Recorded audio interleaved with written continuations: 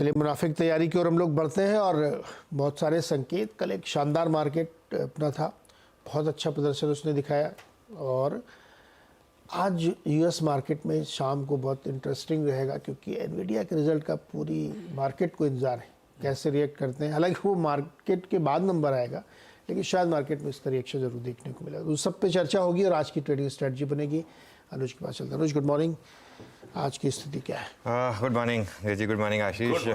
ये कल हमने शो की शुरुआत की थी एचडीएफसी बैंक से और आज भी मैं एचडीएफसी बैंक के साथ ही उसकी शुरुआत करूंगा क्योंकि जब इतना बड़ा स्टॉक इस तरीके का मुंह दिखाता है तो ऑब्वियसली वो एक उसको एनालाइज करना बहुत ज़्यादा ज़रूरी हो जाता है। कल हमने क्लोजिंग में डिस्कस कर रहे थे प्रोविजनल डिलीवरी नंबर्स, क्योंकि 3 बजे तक के डिलीवरी नंबर्स अवेलेबल थे।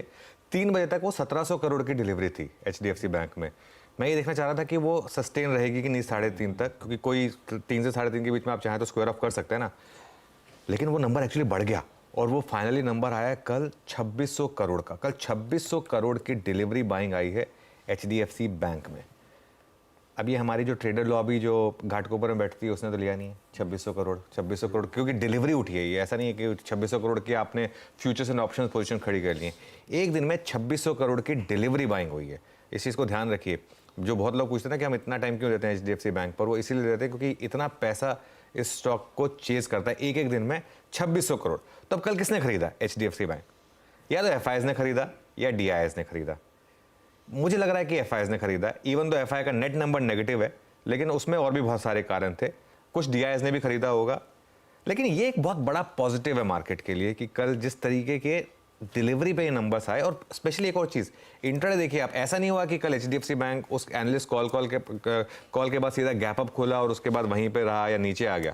फ्लैट खुला, इनफैक्ट एक बार के लिए तो नेगेटिव खुला और उसके बाद स्क्रीन पे तेजी आई। जब स्क्रीन पे तेजी आती है और वो भी इंट्राडे में इस तरीके की तेजी आती है, जिस तरीके का चार्ट बना है और वो डिलीवरी बैक्ड हो, उसका एक बहुत क्लियर इंडिकेशन होता है कि स्टॉक में बॉटम बन गया। अब ये हो सकता है कि मैं गलत हूं, लेकिन ये मुझे कल की स्क्रीन बता रही थी कि बॉटम बन गया। अब ऑब्वियसली ये मत एक्सपेक्ट करें कि इसी सीरीज में या अगली सीरीज में एचडीएफसी बैंक 1600 या 1700 हो जाएगा, वो नहीं होगा, उसमें टाइम लगेगा, ठीक है। और हो सकता है 6 महीने 9 महीने तो लगे एटलीस्ट इसको थोड़ा सा इवन स्टेबलाइज होने में, ये पॉसिबल है। लेकिन जो चीज़ हम डिस्कस कर रहे थे, एटलीस्ट प्राइस करेक्शन खत्म हो गया, ये पॉसिबिलिटी है। अब हो सकता है कि एक बार के लिए वापस ये 1410 1420 अगर टेस्ट करना चाहे किसी खराब दिन तो वो हो जाए। लेकिन एटलीस्ट एक चीज़ क्लियर है, इस लेवल पर बायर है। मेन चीज़ ये है, इस लेवल पर बायर है। और वो इस लेवल पर बायर इस चीज़ के बावजूद है जब आपके एमडी एंड सीईओ कह रहे हैं कि अभी हमें थोड़ा आपको टाइम देना होगा, अब बहुत जल्दी एक्सपेक्टेशन मत करिए कि वंडर्स हो जाएंगे। तो ये मेरे लिए एक सबसे बड़ा पॉजिटिव है। क्यों? क्योंकि हमने एक इंडेक्स की बात की थी बैंक निफ्टी की, बाकी सारे इंडेक्सेस चल रहे हैं, बैंक निफ्टी अभी भी अपने पुराने हाई से 2000 पॉइंट दूर है। हमने इन पर परसों बात की थी इसकी कि 2000 पॉइंट दूर है बैंक निफ्टी अपने पुराने हाई से। उसमें से बैंक निफ्टी ने करीब 600-700 तो निकाल दिए 2 दिन में इस तरीके की रैली के बाद। तो अगर ये स्टेबलाइज भी हो गया तो बैंक निफ्टी के लिए बड़ा पॉजिटिव होगा और वही मुझे चाहिए कि बैंक निफ्टी में हो। अब तक आपने ध्यान दिया होगा, मेरा व्यू रहा है कि निफ्टी में लॉन्ग रहें, बैंक निफ्टी को कुछ टाइम के लिए छोड़ दें। अब मेरा व्यू ये भी बन रहा है कि अगर ये कंटिन्यू करेगा तो बैंक निफ्टी पर भी आप एक बार के लिए पॉजिटिव व्यू ले सकते हैं। लेकिन अगेन देखना ये है कि ये वनडे वंडर था, पहले भी हुआ ऐसा, या फिर इस बार ये सस्टेनेबल है। और उसके लिए आज का क्लोज बहुत इंपॉर्टेंट है। कल मैं एडीआर देख रहा था, एडीआर एक बार के लिए 5% ऊपर खुला, तब तो मुझे लग रहा था कि बहुत शानदार है, लेकिन वो टिका नहीं वहाँ पे 5%, वो तो नॉर्मल फिर 2.5% ही जहाँ जितना हमारा स्टॉक था उतना। अच्छा, बहुत लोग पूछते हैं कि हम एचडीएफसी बैंक की इतनी बात क्यों करते हैं। मैं सिर्फ एचडीएफसी बैंक की नहीं, मैं 2 स्टॉक्स पे हमेशा बहुत ज़्यादा फोकस में रहता हूँ। एक है एचडीएफसी बैंक और एक है इन्फोसिस। क्योंकि देखिए, भले ही ये दो मतलब टीसीएस भले ही ज़्यादा बड़ी कंपनी हो, रिलायंस भले का वेट बहुत हो, लेकिन अगर एफआईआई का बैरोमीटर है ना इंडिया में तो 2 स्टॉक्स हैं, वो है एचडीएफसी बैंक और इन्फोसिस।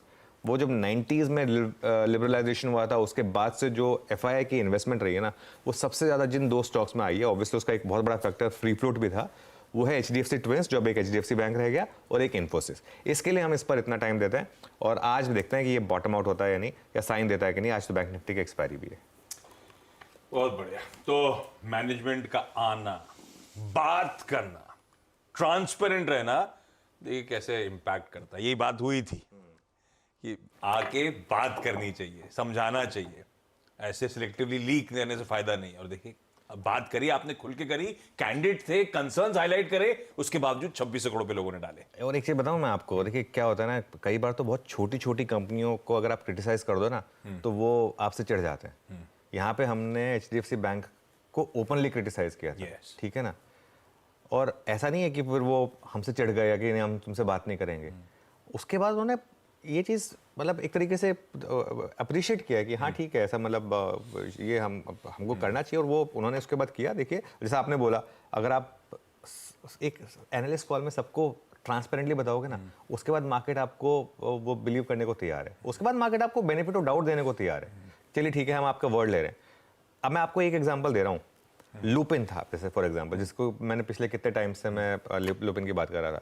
लुपिन की मैनेजमेंट बहुत ट्रांसपेरेंट रहती थी, बोलते थे कि हमारे 2 साल 3 साल टफ रहने वाले हैं। स्टॉक पनिश हुआ, ऐसा नहीं कि स्टॉक पनिश नहीं हुआ, लेकिन जब वो टर्न अराउंड आया ना, उसके बाद उसको 6 महीने लगे वो कैचअप प्ले करने में। तो ये जो हुआ, यही HDFC बैंक के साथ होगा जब टर्न अराउंड आएगा। अभी तो ऑब्वियसली नहीं आया, लेकिन एटलीस्ट मैनेजमेंट के कॉन्फिडेंस से एक आपको एक ट्रस्ट मिलेगा कि हाँ ठीक है, चलो अब मतलब हम अगर पोर्टफोलियो में तो रखेंगे इसको, निकलेंगे नहीं अब यहाँ से, इस लेवल पे नहीं निकलेंगे। और जब टर्न अराउंड आएगा तो बड़ा टर्न अराउंड आएगा। नहीं, I am sure share holders को अच्छा लगा होगा जब मैनेजमेंट ने बातचीत करी, थोड़ा सा भरोसा बढ़ा होगा। अदरवाइज वो वैक्यूम जैसा था, पता ही नहीं चल रहा था हो क्या रहा है HDFC बैंक के साथ।